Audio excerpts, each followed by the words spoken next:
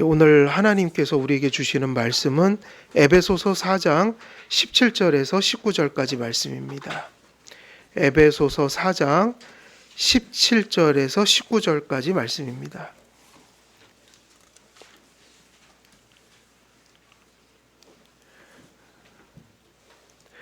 예, 17절에서 19절까지 말씀을 제가 봉독해 드리도록 하겠습니다.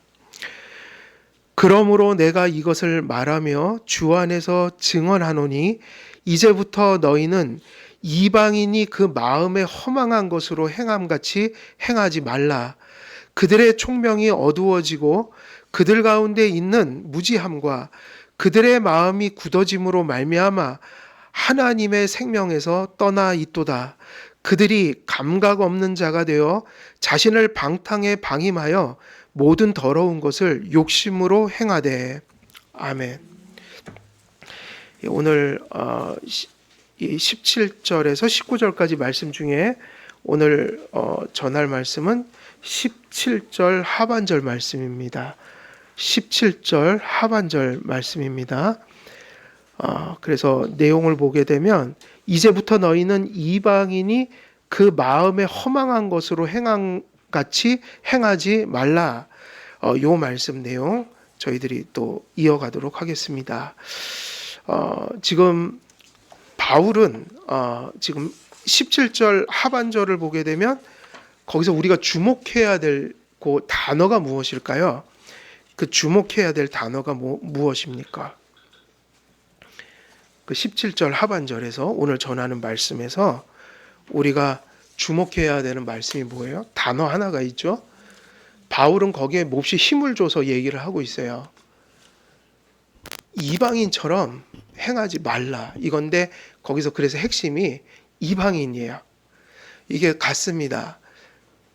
우리가 지난 시간에 계속해서 그 얘기를 강조했죠. 존재가 바뀌어야지 크리스찬의 삶이 나타난다. 실천은 단지 하라 마라 이렇게 도덕적이고 어떤 그 율법주의적인 얘기를 하고 있는 게 아니라고 말씀드렸어요. 이게 기독교를 인식하는 데 있어서 제일 중요한 초점이에요. 기독교는 잘못하면 특별히 개혁신학은 잘못하면 율법주의로 빠질 때가 많아요. 실제로 교회 역사 속에서 개혁신학은 율법주의로 많이 빠졌어요. 형식주의, 외식주의, 그리고 그런 어떤 율법주의에 많이 빠졌다. 언제 그렇게 되는가? 개혁주의는 원래 복음이 충만한 신학이거든요. 우리가 개혁주의를 따르는 이유는 성경에 충실한 신학이기 때문이에요. 성경은 무엇을 전하는 것이죠? 복음입니다. 그리고 그들이 모든 실천하는 것들은 복음이 낳은 열매인 것이지 그건 절대로 세상 사람들이 나타낼 수 있는 도덕과 인간의 본성에서 나오는 열매들일 수가 없어요. 그래서 존재가 바뀌어야 된다. 그래서 예수님께서 거듭나지 아니하면 하나님 나라를 볼 수가 없다고 하실 때, 그래서 이 기독교는 누구로부터 출발을 하죠? 항상 그리스도 안에서 하나님의 행하신 일을 초점을 맞추지 인간에게 초점을 맞추지 않아요. 그래서 이 기독교는, 이 개혁신학을 떠나서 참 신앙을 가진 자들은 하나님을 얘기하지 사람을 얘기하지 않아요. 이해가 되시나요? 사람을 얘기할 때가 있긴 하죠. 그건 하나님이 행하신 일의 결과로서 얘기를 합니다. 항상 우리는 하나님이 행하신 일 속에 복음이 있는 거예요. 그래서 하나님에게 초점을 맞추는 것이다. 구원을 받는 것도, 교회가 세워지는 것도 결국 하나님의 행하심을 하나님의 말씀 속에서 우리가 받을 때 그 일이 시작되는 거예요. 교회의 하나됨도 어디로부터 시작될까요? 교회의 하나됨도 항상 그 하나님의 말씀 속에 있어요. 모든 것들이 복음입니다. 그가 행하신 일이에요.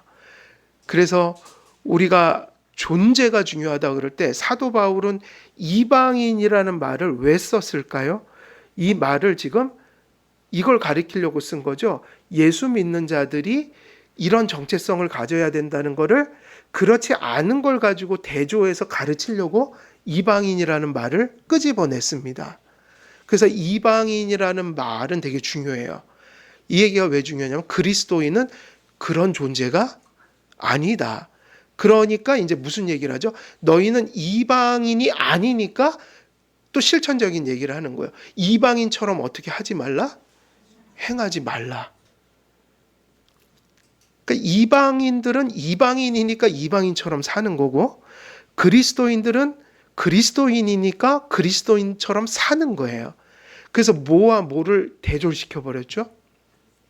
이방인과 그리스도인이요.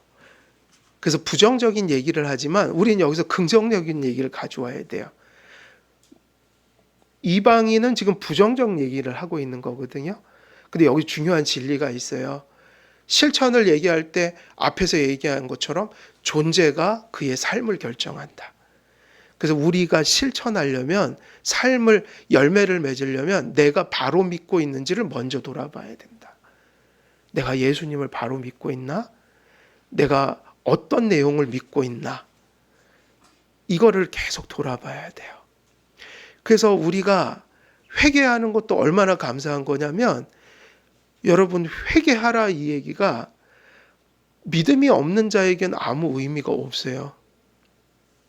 그래요, 안 그래요? 사실 하나님께서 회개하라는 건 누구를 대상으로 목적으로 이렇게 계속 선포하실까요? 당신의 자녀들이에요. 자녀가 아닌 자들은 하나님의 말씀으로 책망하면 실족을 해요. 근데 기독교 강요에서는 그걸 실족이라고 부르면 안 된다고 돼 있어요.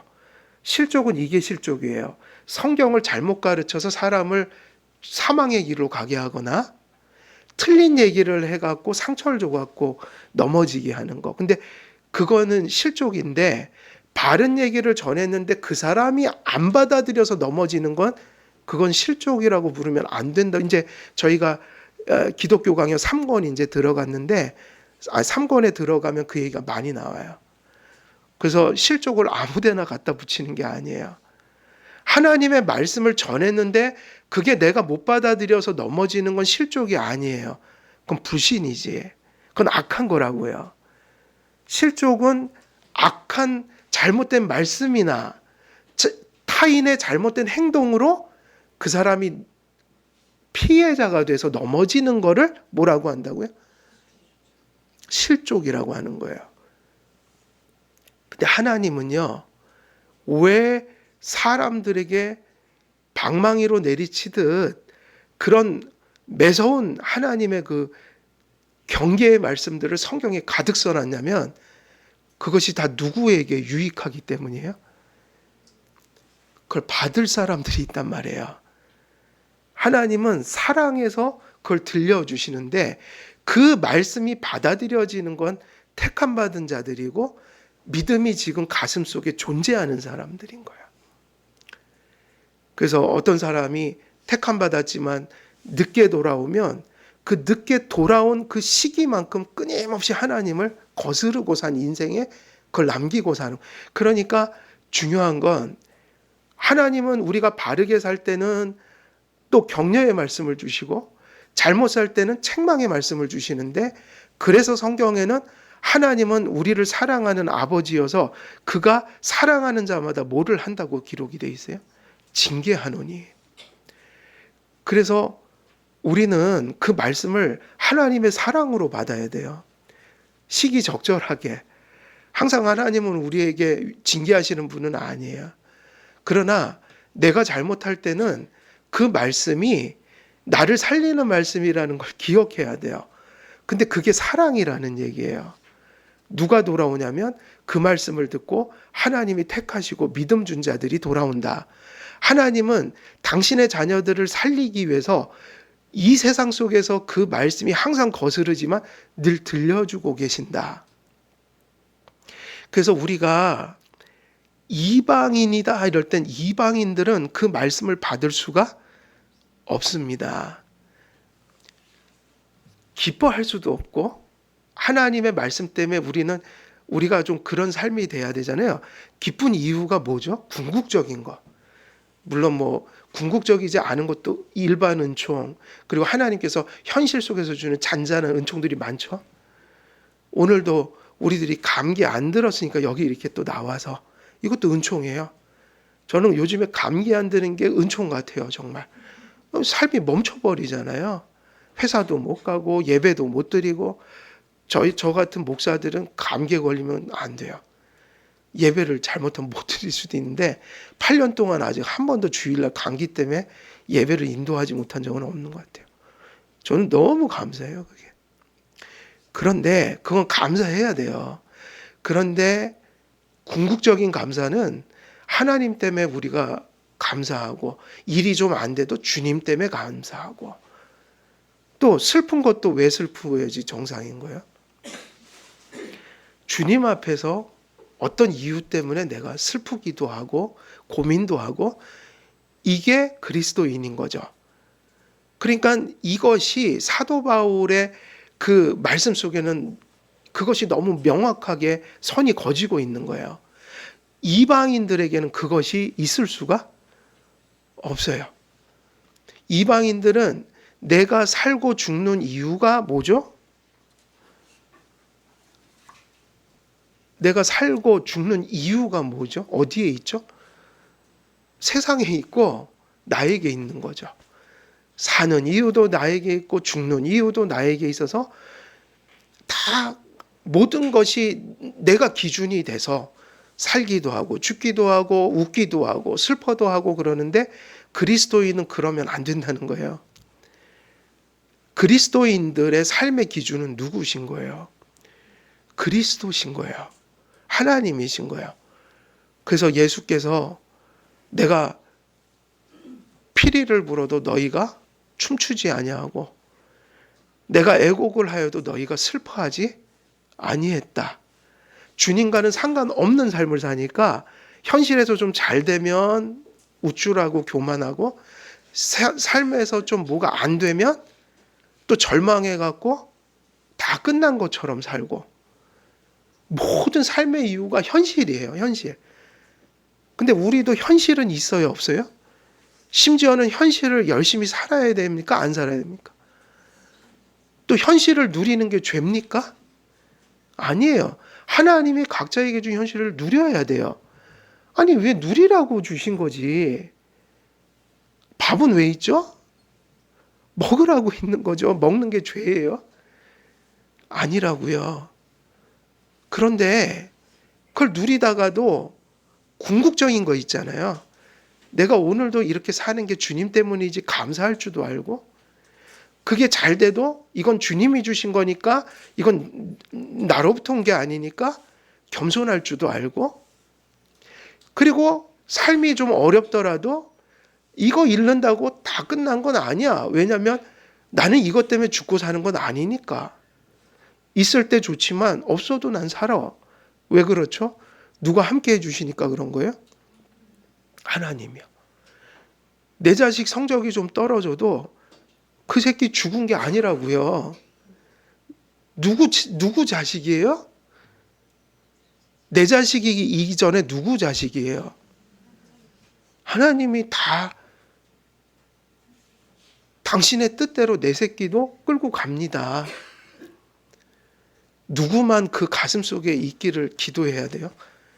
그게 정말 중요한 거예요. 내 자녀 속에 정말 다른 건 몰라도 하나님만은 좀 계셨으면 좋겠다. 부족하지만 그래도 하나님 가슴 속에 모시고 사는 거, 나 그래서 감사한다. 나 그래서 자식 키우는 맛이 난다. 이게 크리스찬 부모들의 심정이어야 돼요. 지금 제가 말씀드린 게 다 뭐냐면, 너희는 이방인이 아니어서 이렇게 살면 안 되니까 너희는 이방인들처럼 어떻게 하지 말라고 그랬어요? 행하지 말라. 그러니까 이게 뭐냐면 지금 선 긋고 계신 겁니다. 교회에는 이 선이 분명해야 될까요? 불분명해야 될까요? 분명해야 합니다.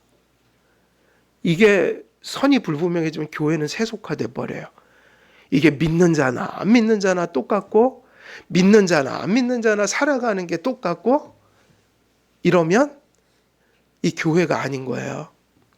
그게 바로 하나님 말씀과 신앙 고백과 교회 질서가 존재하는 이유예요. 그것이 불분명해지고 그것이 낳는 실천이 불분명해지니까 교회가 이게 이익담체인지 그냥 교회인지 이 경계선이 없는 거예요. 운영은 그냥 마음 착한 아저씨들이 교회 운영하듯이 운영하면 그냥 좋은 교회가 되고, 그런 게 아니라 기준이 분명해야 된다. 하나님 말씀은 이 선이 너무 분명해서 교회는 교인이 될 수 있는 자와 교인이 될 수 없는 자가 적어도 외적 표지면에서 그게 분간이 갈 수 있을 정도는 이 세상의 가시적 교회가 하나님이 그런 것을 주셨어요. 그래서 세례를 주고 신자를 받고 교회가 입회를 하고 이런 것들이 다 기준이 있는 겁니다. 그래서 무엇과 무엇을 구별하라고 지금 사도 바울이 얘기하고 있습니까? 이건 타인을 하라는 게 아니에요. 타인을 하지 마세요. 우리 자신을 돌아보라는 얘기예요. 우리 자신을. 근데 우리 자신을 돌아보는데도 우리 자신들이 다 완전해요, 안 완전해요? 완전주의의 잣대로 보면은 우리들 다 허물어지죠. 절대 타인은 판단하지 마시고 내 자신을 판단할 때 그것도 어떻게 판단하면 안 돼요? 완전주의적인 자세로 판단하면 안 되고, 제가 항상 말씀드리는 거 부족하긴 한데 그래도 내 속에 그 실제가 있다 이거예요. 실제. 이게 완전한 거하고 실제는 다르죠? 그러니까 제가 항상 드리는 말씀은 이 그리스도인의 실제가, 그 실천이라는 것이 완전한 모습이 아니라, 우리가 사실 하나님 앞에 형편이 없죠. 다. 목사부터 형편이 없어요. 저는 사실 그러고 삽니다. 제가 하나님의 그 잣대 앞에 서면요, 형편없는 사람이에요. 제가 그 말씀 다 실천 못하고 삽니다. 저도. 근데 그걸 어떻게 다 완전하게 우리가 삽니까? 제가. 그러니까 저는 그 말이 틀리진 않아요. 참 못난 목사인데 은혜로 목회도 하고 이러고 있는 게 신기하기도 하다. 그런데 중요한 건 이건 있잖아요. 우리가 부족하지만, 심지어는 내가 나를 봐도 형편없다고 느껴질 때도 있지만, 그래도 내가 예수님 믿고 회개도 하고 그래도 주님의 뜻을 따라 살아야 된다는 그 마음이, 이거는 거짓이 아니라는 거예요. 부족한 내 모습 속에선 그래도 내가 진정성 있게 하나님 앞에 두렵고 떨림으로 지금 살아가고 있는 게 요만큼 나오고 있는 것이고, 앞으로 갈 길이 멀지만 오늘도 그게 진정한 마음이어서 한 발이라도 더 가려고 몸부림치고 있다. 이게 있다면 여러분은 문제가 없는 거예요. 사람들의 경건이 자로 잰 듯이 다 똑같을 수 있나요, 없나요? 그래서 저는 그 얘기 자꾸 하고 싶은 거예요. 강한 자들은 누구를 위해서 존재한다고요? 연약한 자들을 위해서.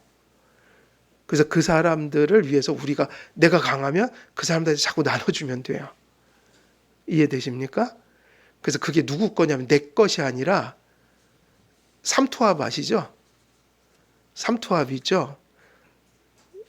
이 염분기가 많으면 염분기가 다 어디로 가요?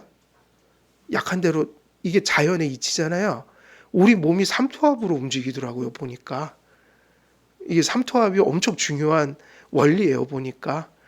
세상이나 여기나 모든 대기의 흐름이 어떻게 흘러가죠? 이게 순환을 하잖아요.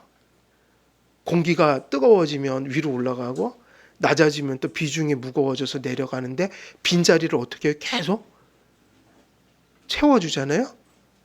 그래서 그냥 궁창은 하나지 두 개가 아니에요. 지구의 궁창은 하나예요. 모든 것을 순환시키게 돼 있고, 바닷물도 뭐를 하죠? 대류를 하잖아요. 대류가 있잖아요. 그래갖고 후쿠시마가 오염되면 우리가 걱정하는 게 빙글빙글 돌다가 제자리로 온다는 거예요. 쟤네 일이 남의 일이 아니라 우리 일이라는 거예요. 그래서 하나인 건 맞아요, 지구가. 그래서 우리가 모든 것을 그렇게 바라볼 필요가 있어요. 하나의 측면에서 바라본다면 항상 우리가 함께함으로 나의 연약함이 채워지고, 또 혹여 내게 다른 사람보다 더 많은 것을, 그게 영적인 것이든 무엇이든 내게 있다면, 내가 하나님 앞에 그렇게 많은 은혜를 받았으니, 또 하나님이 거저 주셨으니, 또 나도 누군가의 필요를 향해서 흘려보내라는, 그것이, 그래서 은사가, 뭐가 은사라고 그랬죠? 은사의 본질이 뭐죠? 재능이에요? 교회의 덕이에요? 그죠? 재능이 있어도 그게 모든 자들을 하나 되게 만들고 타인들을 유익하게 하지 않으면 은사라고 부를 수가 없다는 얘기예요. 근데 그게 보잘것없어도 저분이 저게 은사다라는 건 교회 전체의 덕을 세우고 있다. 그 어떤 행동이, 뭐 어떤 내가 받은 것이 교회 전체의 덕이 되더라. 이러면 그게 뭐라고 그런다고요? 은사. 나는 재능을 얘기하는 거 되게 싫어하는 사람이에요. 재능. 사실은 재능이 교회를 망쳤어요, 많이. 그 능력들이. 그런 거 필요 없어요. 딱 한 가지만 있으면 여러분 다 은사가 있는 사람들이에요. 내 존재가, 내 삶이, 내가 한 말이, 내가 가지고 있는 역량들이, 그게 결론적으로 누구에게 유익이 됐다고요? 모두에게 덕이 되는 모습으로 작든 크든 흘러가고 있더라. 그럼 그 사람 뭐를 가진 사람입니까? 은사요. 그래서 여러분들은 하나님의 일을 하는 거예요. 그게 중요한 거예요. 그런데 그것이 아무리 작든 크든 중요한 거는, 그것은 이방인들이 절대로 나타낼 수가 없어요. 그래서 뭐를 묻는 거예요? 이방인입니까? 당신은 그리스도인입니까? 근데 이방인이라는 말이, 여기서 이방인이라는 말의 본뜻은 뭐죠? 이방인의 정의가 뭐예요?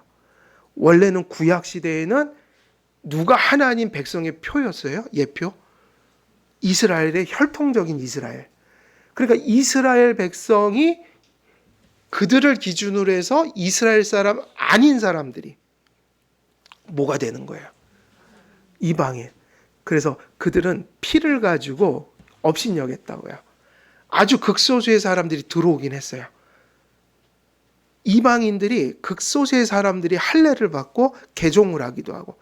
근데 구약 시대는 그게 소수예요. 그러니까 원래 이방인이라는 건 구약의 기준에서는 하나님의 부름받지 않은 백성들이죠. 그때는 부름이라는 게 이스라엘 백성들이었잖아요. 근데 이게 깨졌죠. 예수님이 오면서 유대인이나 헬라인이나 상관없이 다 뭐가 되는 거예요? 다 하나님의 교회가 될 수 있잖아요. 그래서 이 놀라운 기적을, 지난번에 에베소 설교할 때 그 얘기 들으셨죠? 우리가 사도행전을 읽으면 그 초대교회 때 무슨 파와 무슨 파가 같이 했어요? 헬라파와 히브리파가 한 교회를 이루었다고요. 문화가 달라서 티격태격하긴 했어요. 근데 이게 누구가 이거를 예수님 오실 때 그것을 발견하고선 깜짝 놀랐다고 그랬어요, 성경에는? 그거 유대인과 그 이방인이 같은 교회를 이룬 거예요. 이걸 누가 보고 깜짝 놀랐다고 그랬죠? 우리 설교했어요, 벌써. 천사들도 이 사실을 보고 놀랐다고 돼 있다고요. 이거 교회 안에 누가 들어와 있다고요? 이방인들이. 하나님이 이제 세상의 어떤 경계도 허락하지 않고 다 부셔버린 거예요.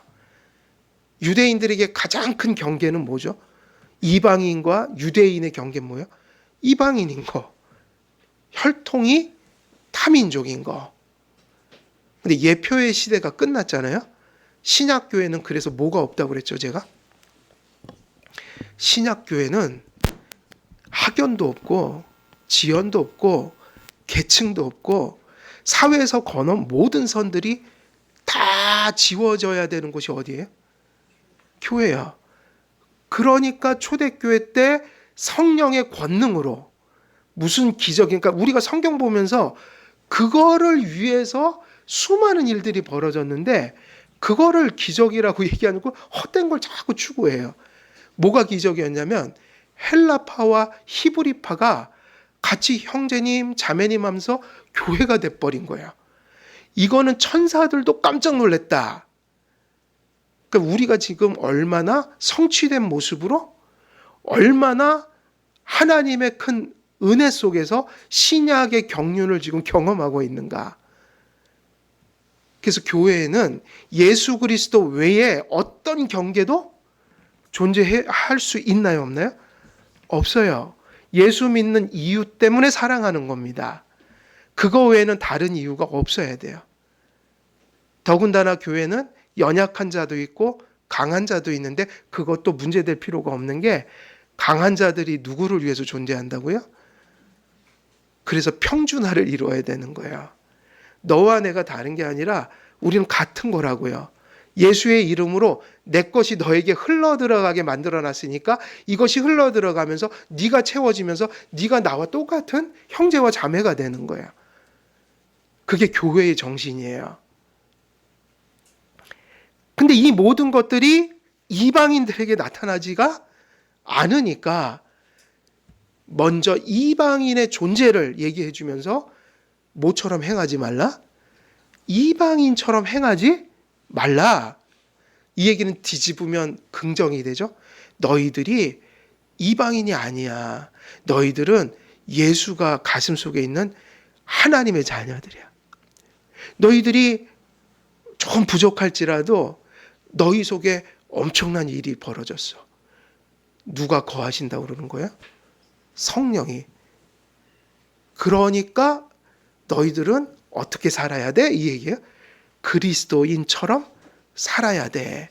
그래서 여기서 이방인은 뭐냐면 영적인 이스라엘에 대한 대조예요. 어떤 것에 대한 대조예요? 혈통적인 이스라엘에 대한 이방인 이 얘기가 아니라 이게 재밌죠. 지금 너희는 이방인이 아니다 하는데 지금 이 편지를 누가 받았어요? 에베소. 에베소는 소아시아에 있던 이방인들이라고요. 근데 무슨 이스라엘이 되었기 때문에요? 영적 이스라엘이 되었기 때문에 그들은 이제 이방인이 아닙니다. 그래서 이 선을 분명히 걷고 계신다. 바울은 거듭난 성도들의 생활을 이방인의 상태와 대조하는 방식으로 가르칩니다. 바울은 거듭나지 못하여 여전히 죄의 지배 아래에 있는 이 얘기를 했는데 중요한 겁니다.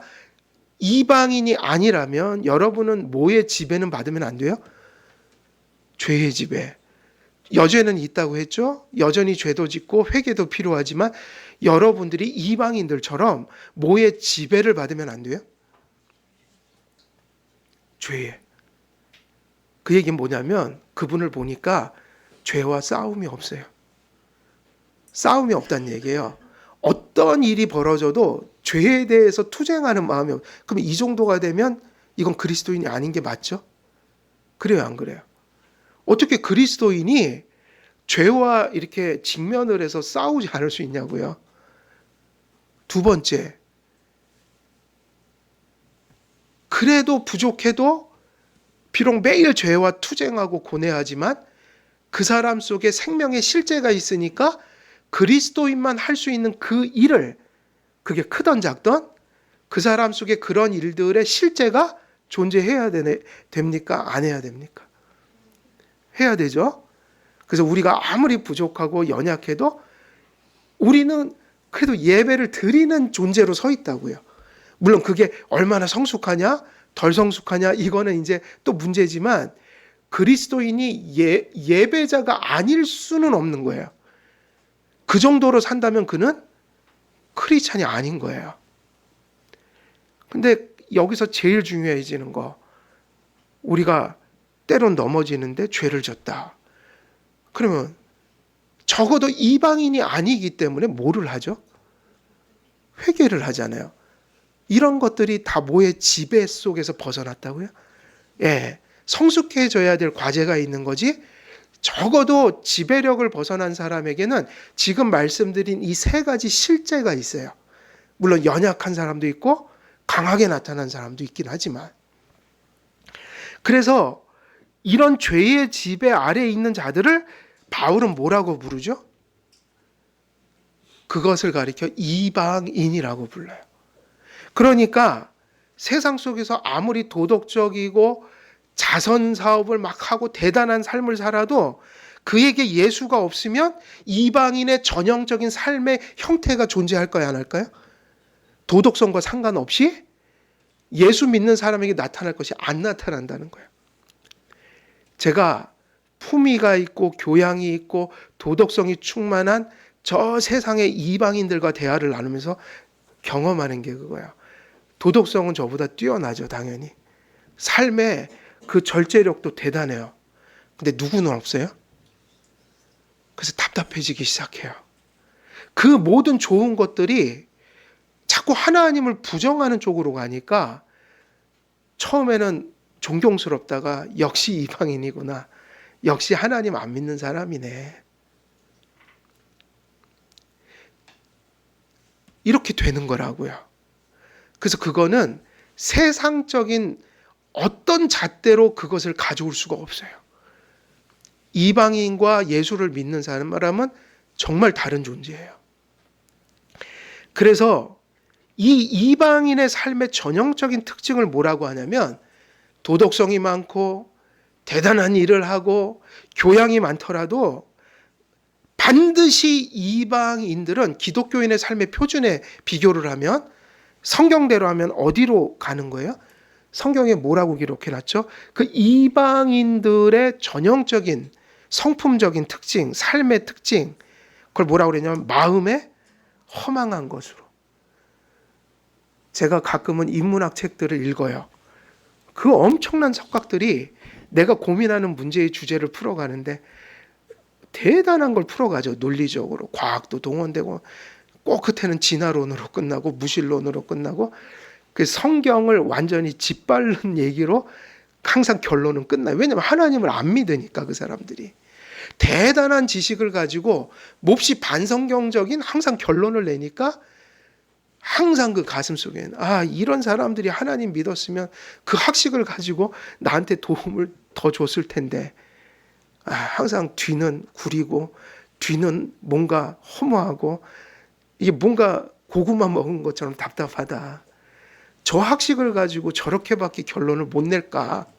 인문학의 한계예요. 그게. 인문학 책 읽으시려면 똑바로 읽으셔야 돼요. 분별하면서 이 결론이 성경적인지 반성경적인지. 질문들은 항상 유용한 게 많아요. 우리나 그 사람들이나 살면서 뭔가 질문을 던지게 되니까 그런데 결론은 그리스도인으로서 제가 받을 수는 없는 내용들이 너무 많아요. 그런데 이 얘기가 뭐냐면 마음에 허망한 것으로 어떻게 한다는 거예요? 이방인들이 반드시 행한다. 그럼 왜 행하죠? 이렇게 묻는 거예요. 돌을 덜 닦아서요? 인격의 도야를 덜 해서요? 그게 아니라 이미 그걸 많이 한 사람 속에도 그게 나온단 말이에요. 그게 그리스도인이 아니란 얘기예요. 그걸 가리켜 뭐라고 하냐면 마음에 허망한 것으로 행한다. 그리스도 없는 마음의 전형적인 특징이 뭐냐면 허망한 것으로 행하는 거예요. 허망한 것은 거듭나지 못한 사람들의 전형적인 특징이라고 바울이 강조합니다. 이 전형적인 특징이 기독교인에게도 있고 불신자들에게도 그들에게 나오는 그 전형적인 특징이 있는데 바로 그래서 그걸 잘 분별해야 됩니다. 이 얘기를 왜 하냐면 우리 속에도 뭐가 있으니까 하는 소리예요. 죄성이 있으니까. 그리고 세상은 그 전형을 주류로 해서 그때 얘기했던 뭐가 흘러간다고요? 풍속이. 그러니까 이걸 분별해야 되잖아요. 그래서 여러분이 자꾸 그런 생각 하란 말이에요. 회사 가서 내가 직장인으로서 거기서 생활할 때 이 이방인들이 행하는 마음에 허망한 것으로 직장에서 막 그 행동을 하고 있지는 않은지, 가정에서 내가 엄마 아빠인데 가끔은 자녀들한테 이 마음에 허망한 것으로 자녀 양육하고 있지는 않은지, 내가 자녀의 입장에서 그 불신자 자녀들이나 하는 행동, 그 마음에 허망한 행동으로 부모를 대하고 있지는 않은지, 요거를 삶 속에서 이게 사고가 돼야 된다는 얘기예요. 생활 속에서. 교회에서는 그냥 교회용으로 말씀 듣는 게 아니라 그게 교회에서 옳은 거면 거기서도 하려고 노력을 해야지 맞고요. 교회에서 잘못됐다고 하는 거는 어디 가서도 잘못됐다고 생각해야 돼요. 그거 정말 중요한 얘기예요. 부족하죠. 근데 바로 이방인과 그리스도인의 차이가 뭐냐면 거듭난 자들은 그 투쟁이 있다는 얘기예요. 날마다 넘어지더라도 그래도 10번 넘어지면 10번 이렇게 하면 안 되는데 좀 개선을 해보자. 회개하면서. 그래서 우리가 현실 생활 속에서 성공을 꿈꾸지 마시고 그 현실 삶 속에서 하나님을 내가 모시고 사는지를 돌아봐야 된다는 얘기예요. 그러면서 내 삶의 현장이 복의 장소가 되기를 바라야죠. 그래서 마음은 인간의 뭐라고 부르세요? 지금 이 얘기가 마음에 허망한 것으로 행하는 게 그 이방인들의 전형적인 특징이라고 그랬는데 마음이 정말 중요합니다. 제가 지금 드린 말씀이 이 마음이라는 게 어디까지 계속 가야 된다는 얘기예요? 이게 교회용이 아니에요. 가정으로, 직장으로, 학교로 곳곳에 가서 그곳에서 이 마음이 존재해야 된다. 이 마음이 왜 이렇게 중요하냐면 마음이 뭐죠, 여러분? 마음이 뭐예요? 지금 여러분들 이 설교 듣는 건 여러분들의 마음을 하나님이 빚어내기 위해서 설교 듣는 거예요. 마음의 문제다. 그럼 마음이 뭐죠? 마음은 이렇게 신학자들이 다 표현해 놨어요. 마음은 인간의 존재, 그러니까 어떻게 특정하게 설명하기는 힘들고 우리 인간의 가장 깊은 중심이라고 그랬어요. 육체도 있고 영혼도 있죠, 우리에게. 근데 여러분, 우리의 중심은 육체예요, 영혼이에요? 사실 영혼입니다. 그래서 조직신학을 보면 육체적 생명은 영혼에 달려 있어요. 영혼이 떠날 때 뭐가 썩는 거예요? 육체적 죽음은 영혼이 떠날 때 생기는 거예요. 영혼은 죽어요, 안 죽어요? 안 없어진다고요. 그래서 영혼을 뭐라고 그러냐면 생명의 원리라고 그랬어요. 생명의 원리가 영혼이다. 그래서 이 영혼은 마음, 영혼 이런 얘기들은 한마디로 얘기하면 우리 존재와 생명의 뭐다? 중심이다. 그래서 우리가 겉을 육체를 돌보는 것도 중요하지만 사실은 뭘 잘 돌봐야지 지혜로운 사람들이에요? 마음이요. 영혼이요. 왜냐? 마음은 인간의 가장 깊은 중심이기 때문에. 그래서 이것이 왜 이렇게 중요하게 여기냐면 마음은 심지어 우리 이성, 의지, 정서 이 인격이라고 하잖아요. 인격. 이게 어디에 들어있는 거예요? 다 마음에서 나오는 거예요. 이성, 의지, 정서 이런 것들이 마음에 자리하고 있어서 다시 말하면 인간의 인격성이라는 게 영혼의 기능들이에요. 마음은 우리 인격이라고 볼 수 있어요. 인격에 근데 가장 깊은 뭐라고요? 가장 중요한 깊은 중심을 마음이라고 부른다. 그래서 이렇게 얘기하는 거죠. 육신도 소중히 여겨야 되지만 사람은 육신도 중요하고 영혼도 중요하지만 근데 사실은 육신이 망가져도 영혼이 똑바른 사람은 살더라 이거예요. 그래요, 안 그래요? 육신이 엉망진창돼 갖고도 이렇게 저처럼 사지 멀쩡한 사람보다 더 잘 사는 사람이 있죠. 마음이 살아 있으니까 그래요. 근데 육신이 아무리 강건해도 뭐가 죽으면 그 사람 육신은 끝장인 거예요. 마음이 삐뚤어지고 망가지면 육신은 그게 온전한 기능을 발휘할 수가 없어요. 그래서 타락전 인간의 마음은 하나님의 형상의 좌소여서 이성과 의지와 정서가 지식과 거룩과 의로 충만했습니다. 그랬는데 우리 마음 혹은 영혼의 지정의가 기능한다고 그랬죠.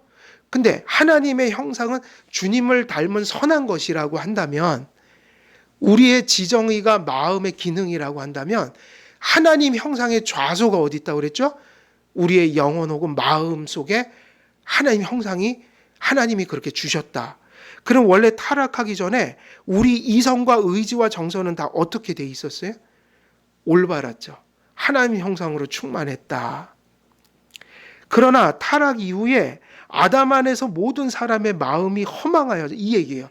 허망하여졌다는 게 뭐냐면 마음이 중심인데 지정의라는 인격으로 사람은 살아가는데 더 중요한 게 뭐죠?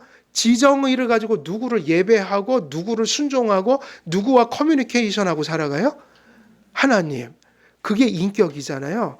근데 그 안에 타락했다는 얘기는 그 안에 거룩과 의와 하나님을 알 만한 지식이, 그러한 선한 올바름이 다 어떻게 돼버렸다? 죽어버렸다. 그럼 타락 이후에 아담 안에서 모든 사람들이라고 하는 그 사람들, 우리가 예수 믿기 전에 그 상태, 그게 뭐냐면 하나님 형상이 죽어버린, 그래서 더 이상 그 지정의가 있는데, 인격성이 있는데 올바르지는 못한, 왜냐하면 하나님이 주신 올바름이 깨져버렸잖아요. 그게 다 죽어버렸다. 그러니까 지정의가 다 어떻게 돌아가겠어요? 허망하게, 악하게. 그 사람이 생각하는 게 악하고 정서가 혼돈스럽고, 그리고 그의 의지가 항상 뭐를 선택하면서 가요? 하나님이 싫어할 만한 것만 선택하면서 가는 거예요. 항상 하나님께 뭐라고 그래요? 항상 하나님께 아멘이 아니라 뭐죠? 노. 이러고 살아가는 인생.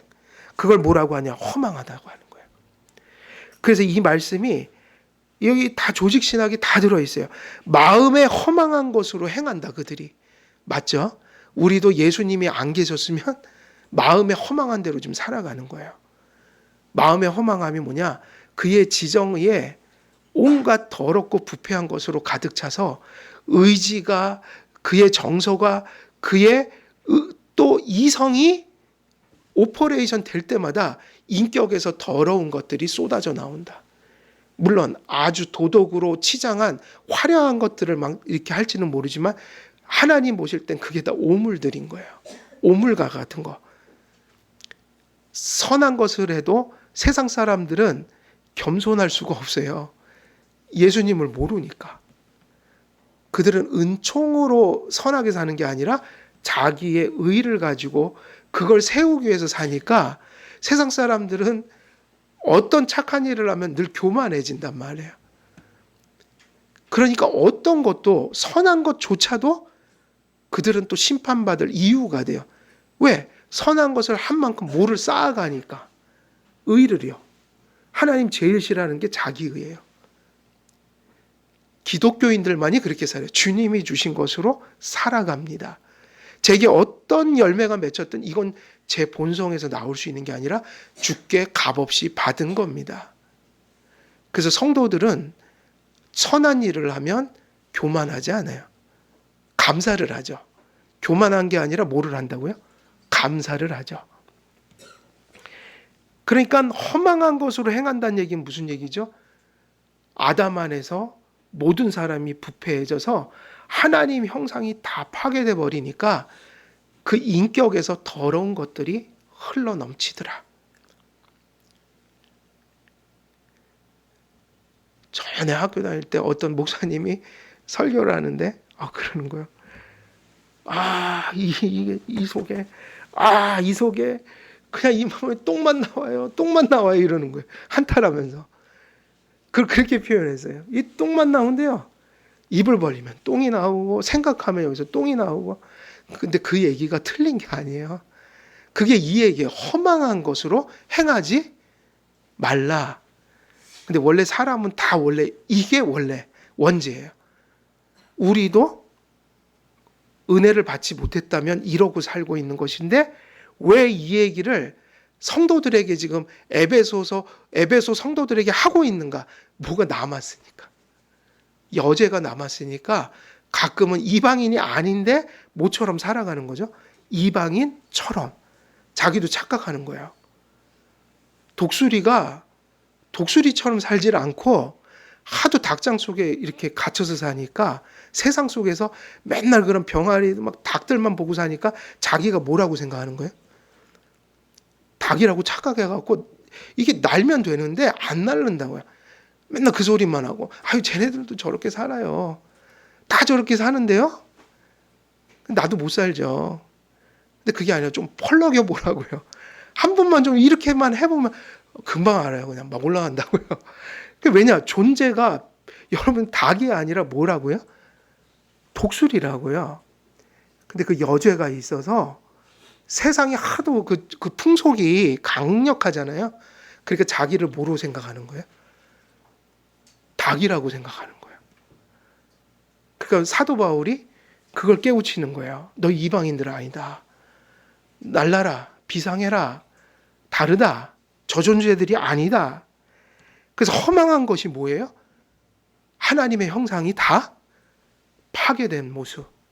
이게 이방인들의 삶이어서 이게 누구를 안 모시는 한은 해결이 안 될까요?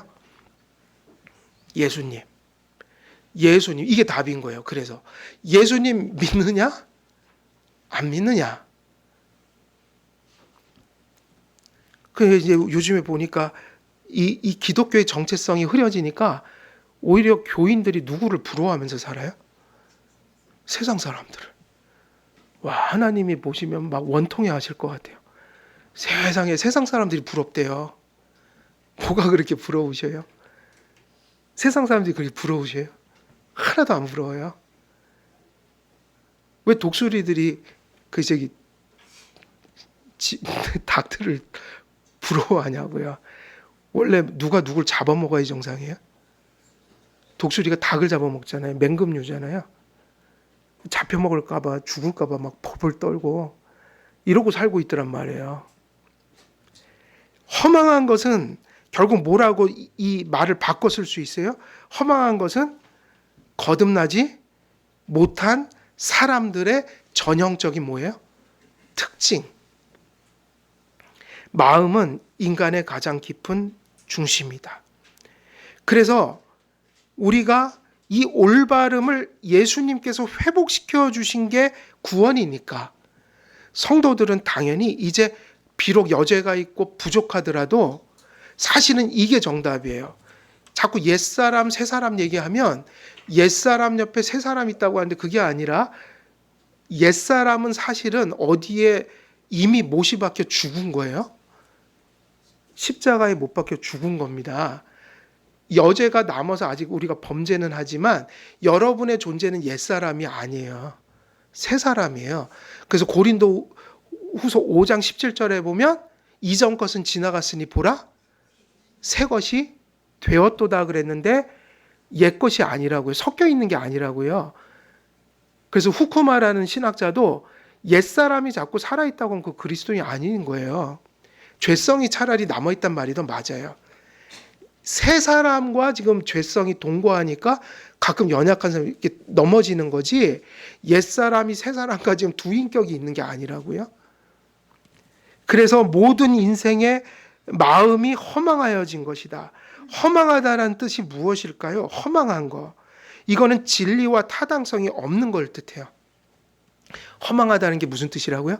진리와 타당성이 없는 거. 사실은 진리로 얘기하면 누구만이 진리예요? 하나님. 그래서 하나님이 없는 사람들의 특징은 진리가 없으니까 그 안에 잘못된 기준들을 가지고 살아가니까 항상 뭐가 없냐면 하나님 보실 때 타당성이 없어요. 우리가 이제 세상을 살아가면서 이게 하나님 앞에 타당한 건가 묻는데 이 이방인들에게는 타당성이 있을 수가 없는 거야. 그래서 그러한 진리와 타당성이 없는 삶, 이런 삶의 항상 본질이 뭐냐면 헛되다. 왜 헛될까요? 결실이 맺혀지는 것 같지만 그게 하나님 보실 때 결실이 아니고 하나님은 인생에 어떤 목적을 가지고 지으셨는데 하나님이 없으니까 아무리 다람쥐 쳇바퀴 돌듯이 아무리 뛰고 달려도 목적지에 도달할 수가 있나요? 없나요? 없어요. 그래서 많은 사람들이 어떤 세상적인 것을 목적으로 막 뛰다가 내가 죽을 날이 딱 직면하면 그때서 후회를 하면서 나는 바보처럼 살았군요. 이러면서 통곡을 하더란 말이에요.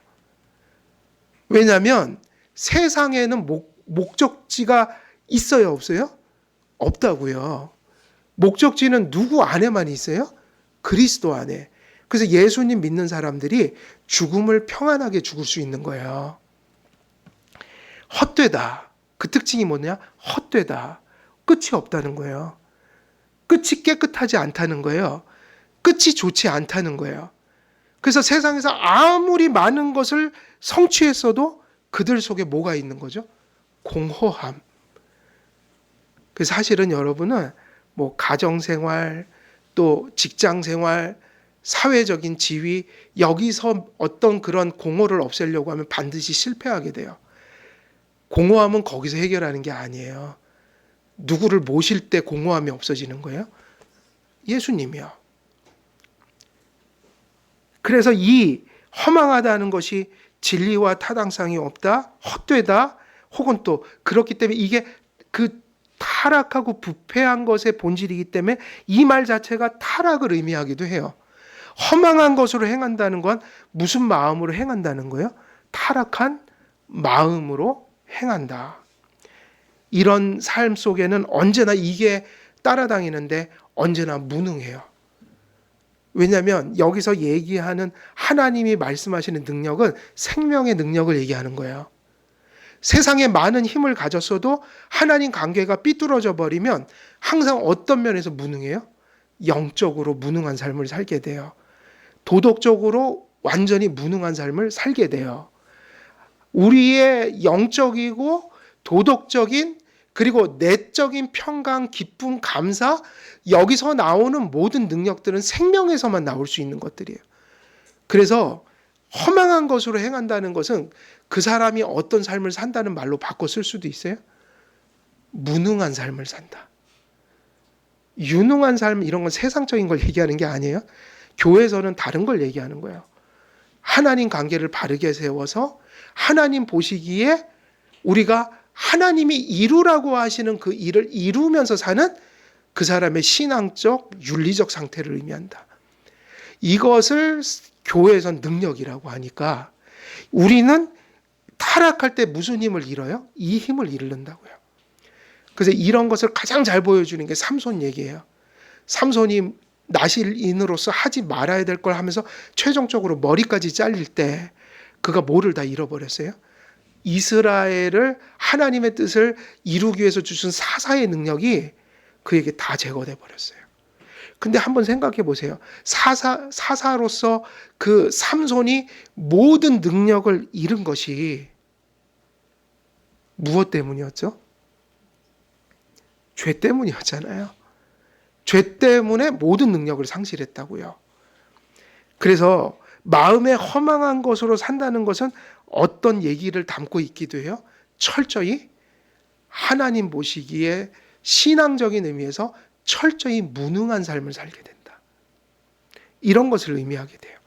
마음이 허망하여졌다는 것은 마음에 결국 이런 모든 것들을 함축하고 요약하고 종합하는 이 표현이 뭐냐면 결국 이방인의 삶, 그들의 전형적인 특징은 마음의 허망함이다라고 할 때 이거를 총체적으로 요약할 수 있는 한마디, 그 상태가 어떤 상태라는 거예요? 그러니까 우리가 그런 상태가 되면 안 된다. 그렇게 할 때 그 부정적인 걸 얘기할 때 그게 어떤 상태라고 얘기를 할 수 있는 거예요. 우리가 오늘 10계명을 낭송했는데 첫 계명하고 똑같은 얘기예요.